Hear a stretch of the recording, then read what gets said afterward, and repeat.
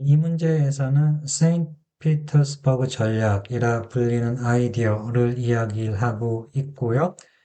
그리고 이 전략과 관련해서 제롬 캐르비엘이라는 사람이 크게 사고를 친 적이 있어서 그 예가 교과서 등등에도 여기저기 많이 소개가 되어 있는데요.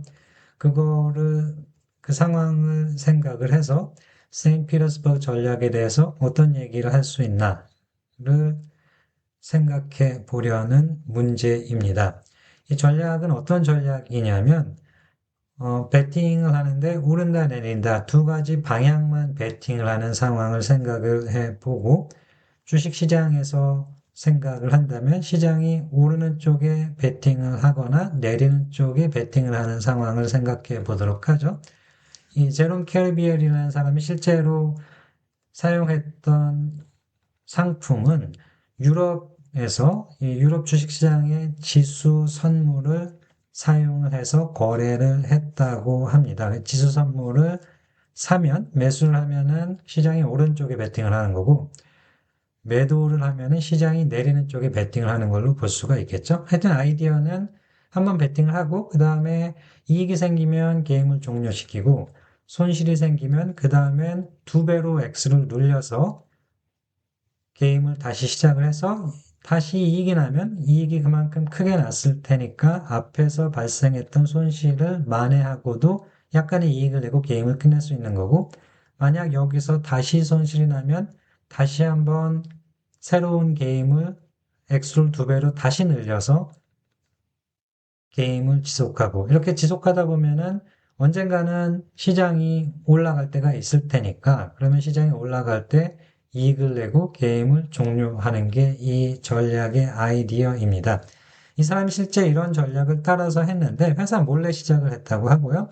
하지만 얼마 지나지 않아서 회사에서 아마도 이 사람이 회사 돈으로 이런 일을 한다는 걸 주변에서 알기 시작했는데 한동안은 상당히 돈을 많이 벌었다고 해요. 그래서 주변에 있는 사람들이 이 사람의 상사가 직장 상사는 알면서도 모른 척 이렇게 했는데 그러다가 어느 순간부터는 운이 계속 나빴던 모양이에요. 그래서 손실이 빠르게 누적되면서 액수를 계속 두 배로 늘리다 보니까 나중에는 엄청나게 큰 포지션을 만들게 됐고 이 상황이 되니까 회사에서도 더 이상 모른 척 할 수가 없어서 이 포지션을 강제로 청산을 하고 엄청난 손실을 입은 사례가 있습니다. 이 상황을 생각해 보면 이 세인트 피터스버그 전략에 대해서 무슨 얘기를 할 수 있을까?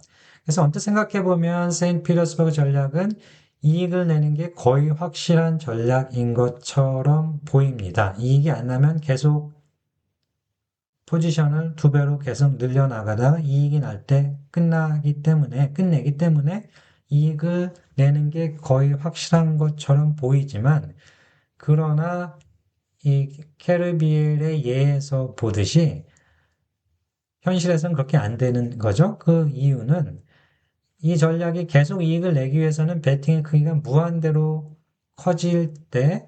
커지는 것을 허용을 해야 되는데 이걸 무한대로 크게 하려면 무한한 자금을 끌어올 수 있어야 하는데 현실에서는 이렇게 무한한 자금을 끌어올 수 있는 사람은 없습니다.